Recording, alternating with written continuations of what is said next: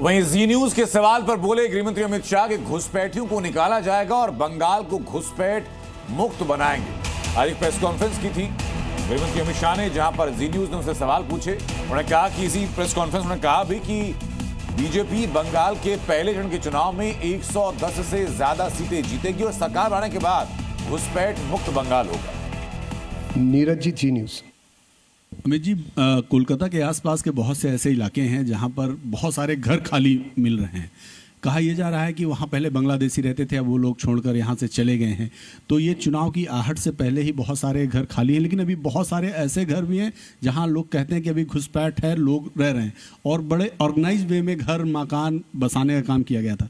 तो क्या आपको लगता है कि सरकार आने के बाद इनको सबको चिन्हित किया जाएगा और बारी बारी से सब खाली कराया जाएगा? नहीं, निश्चित रूप से हमारी पहले नंबर की प्रायोरिटी है बाढ़ पर सीमा का जो छिद्र है वो भरकर सीमा लगाना, एक एक घुसपैठियों को चिन्हित करना, घुसपैठियों को गलत पहचान पत्र बनाने वाले अफसरों को चिन्हित करना और बंगाल को घुसपैठियों से मुक्त बनाना, ये हमारा सबसे पहला प्रायोरिटी है। बंगाल के पानीहाटी से पीएम मोदी का टीएमसी पर प्रहार। कहा पहले चरण से बीजेपी की जीत का शंखनाद हुआ, टीएमसी का दिया बुझने से पहले फड़फड़ा रहा है।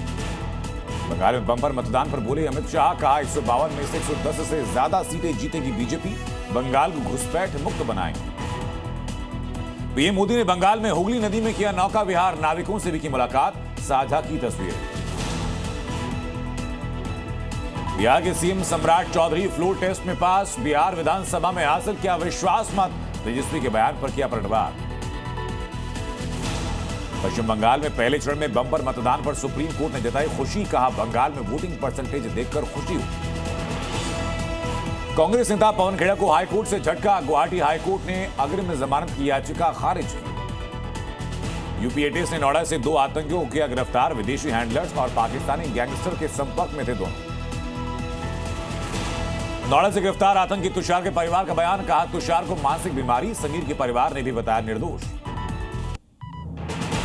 युद्ध में तेहरान में बर्बादी का वीडियो आया सामने। अमेरिका की बमबारी के बाद पहला वीडियो, तेहरान के मेहराबाद एयरपोर्ट से बर्बादी की तस्वीरें सामने आई। इजराइल लेबनान के बीच 3 हफ्ते बढ़ाया गया सीज फायर। व्हाइट हाउस में हुई बैठक में फैसला, सीज फायर के बीच हिजबुल्लाह ने इजराइल पर रॉकेट दागे।